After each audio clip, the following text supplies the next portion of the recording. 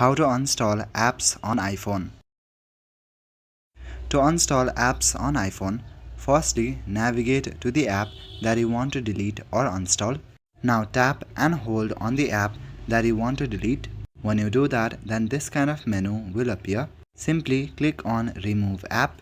If you want to remove the app from your home screen, then click on Remove from Home Screen. If you want to completely remove the app from your iPhone, then click on Delete.